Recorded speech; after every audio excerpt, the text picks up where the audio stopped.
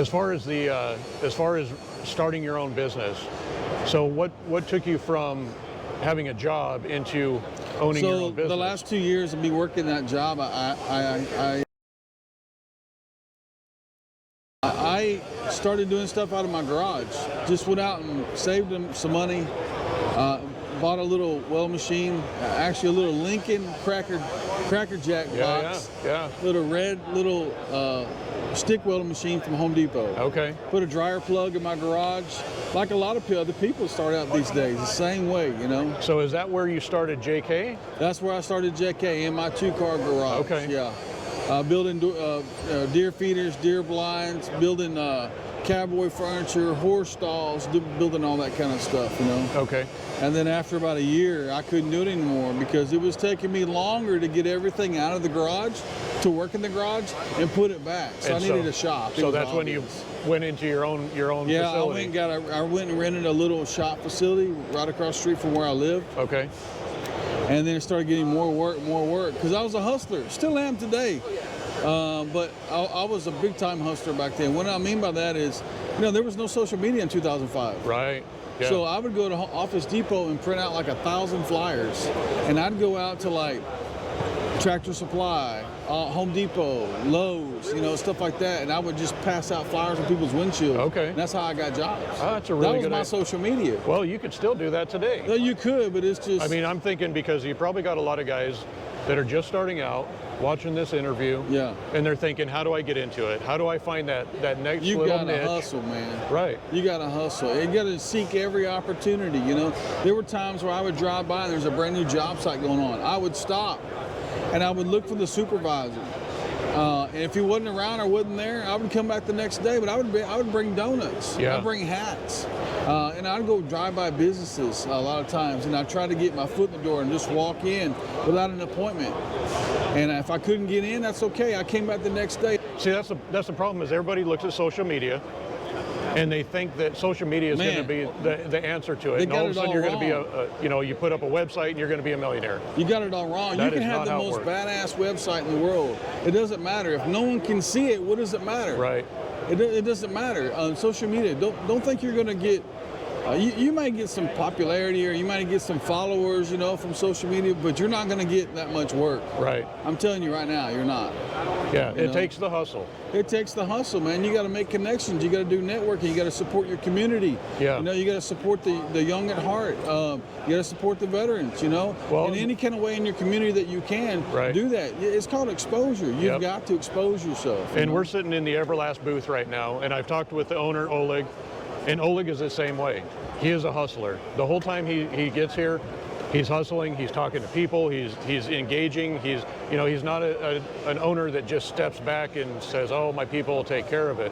He's engaged all the time, and that's what you have to do. And people, a lot of times when you're young, you don't realize that.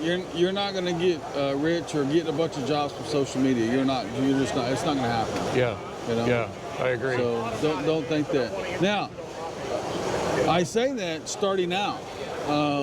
When you have a large group of following on the right social media platforms, it can happen. So, and I've experienced that. So after time, it can, it can. It helps. Last year, off of LinkedIn, got an $800,000 order for the company. You know, off of LinkedIn because someone repetitiously kept seeing my posts, and they got seeing who I was, kind of like you are. You see what kind of person I am. You see what kind of work my company puts out. So they had a trust factor with me through social media. So they had a trust factor with that, you know. Right. So, but that takes time. It does. It takes time. It does. Yeah. Yeah, and I see a lot of we've got a lot of brand ambassadors, and you watch a lot of the brand ambassadors, and the whole time those people are hustling. You only see them behind the camera, and you see their social media page. But if you actually get to know those people and they have the same exact mentality that you do, is they are hustling. They are always looking for the next job. They're working hard. The day never stops. 24 hours does not hold enough hours in the day to keep you going. No. And so I see the same thing. So, okay, so this is going to kind of switch gears on you. Since we're in Chicago, our brand ambassadors all came together and they wanted me and everybody that's being interviewed this weekend, they're actually wanting to know, okay, here's the question. What does your perfect pizza look like? Perfect pizza? Perfect pizza. And we're not, we're talking details here.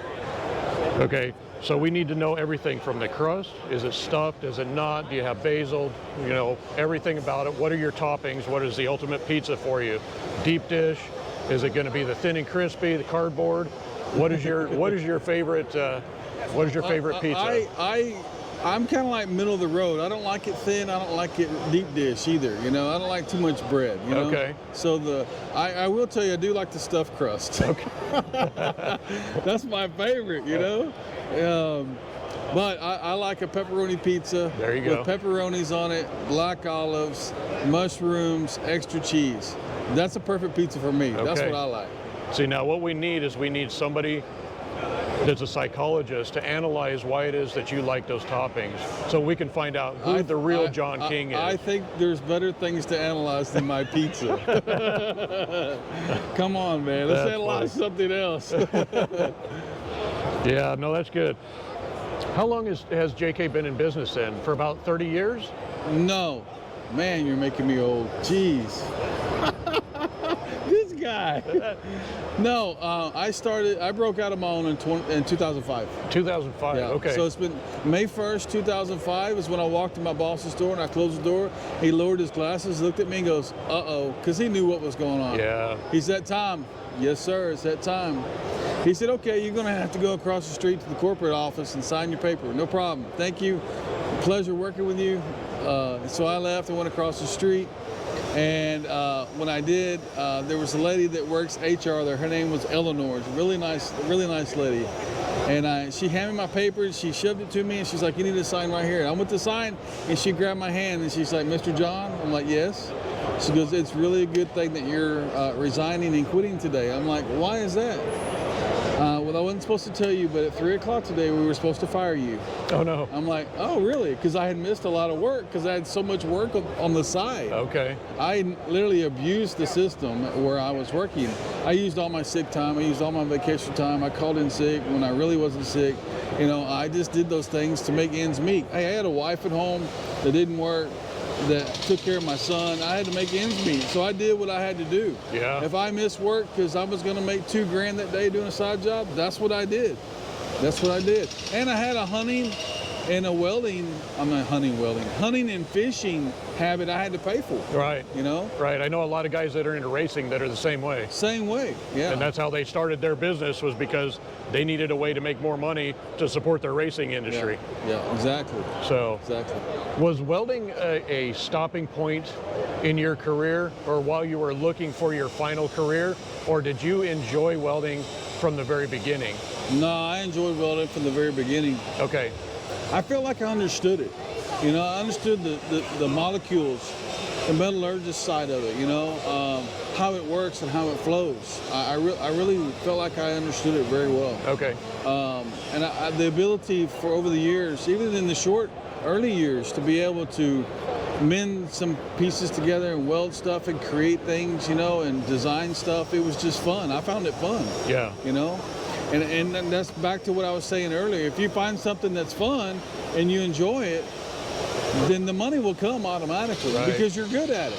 Again, you're not going to do something you hate. You're going to do something that you're good at. See, that's good, because a lot of people, they get a job and they're like, well, I'm just going to make this my stopping point, and then their stopping point ends up becoming their career after that. Well, I hope they like it. Yeah, and that's the thing. Don't pick something that's just something that's going to just fill in, or it's temporary. Find what your passion is. Find what it is. Yeah. Go after it. Yep. Grab the bull by the horns. Yep. Yeah.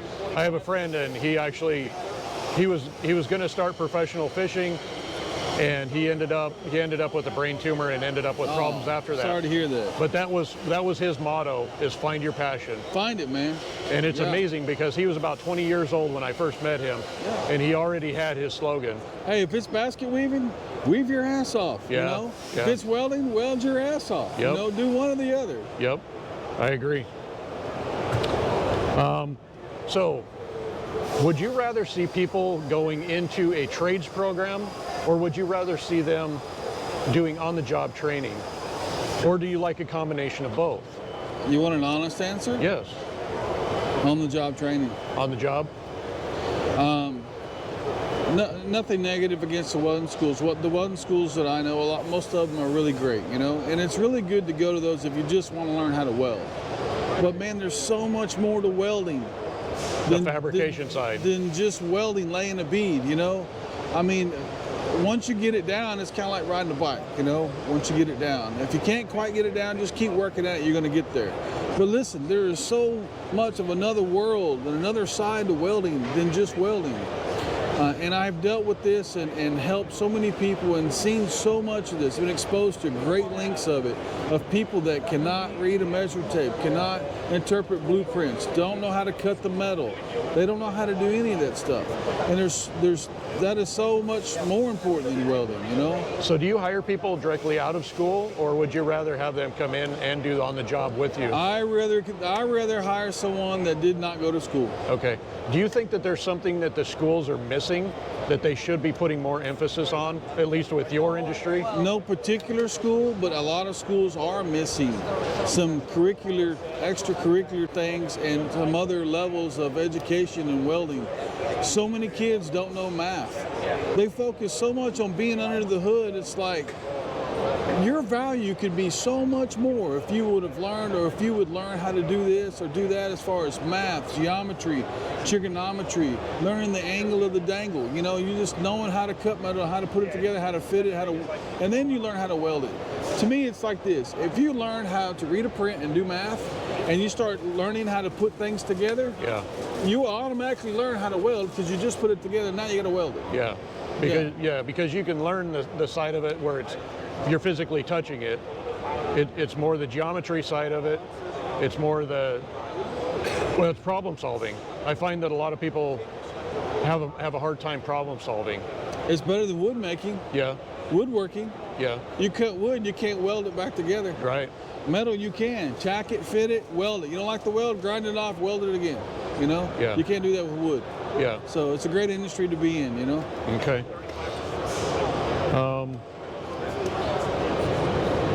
We kind of touched on this before, and I was wondering if there's a particular quality that you like to see in a new hire or a young person that's coming in. If there's something that you particularly look for in a person for your industry, for your business. There's so many answers to that, and I'm gonna give them all to you. I'm gonna give them all to you. First thing, you show up in a suit or a tie, I ain't hiring your ass. Come with your welding clothes on, come with your welding gear. Show up as a welder. If you're coming to do a job interview as a fitter, come as a fitter, come as a welder.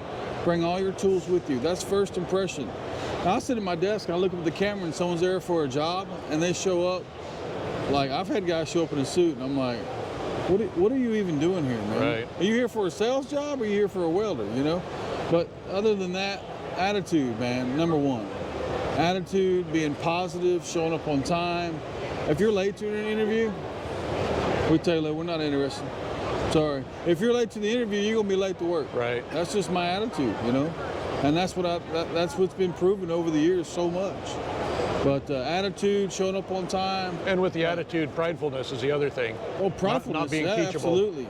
Teachable, yeah. You want to learn, you know?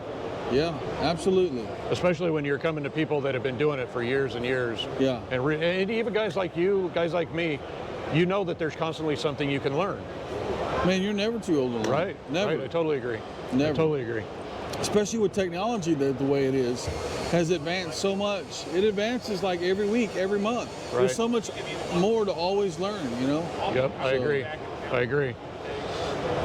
So how does family play into your business?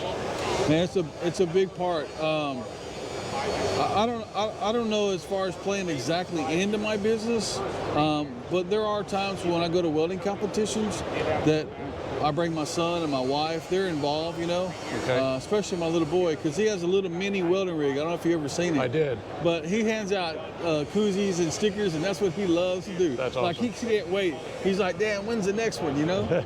He's so cool. But my wife likes to go into it sometimes, you know. But yeah, it's a big part.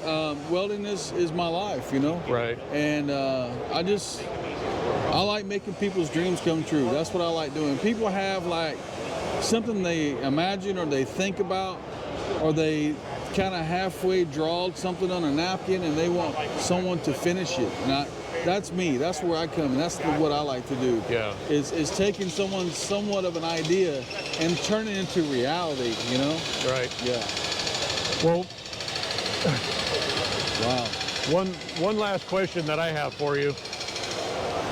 What do you want to leave as your legacy? A lot of people never really stop and think about how you interact with other people, or how you run your business, or what your faith is, or what, you know, anything about that. What does John King's legacy look like when people talk about you and in the future? How do you want them to refer to John King? I want them to refer to me as a knowledgeable man who was helpful to others and made an impact on other people's lives. Yeah. And a caring, loving person, you know.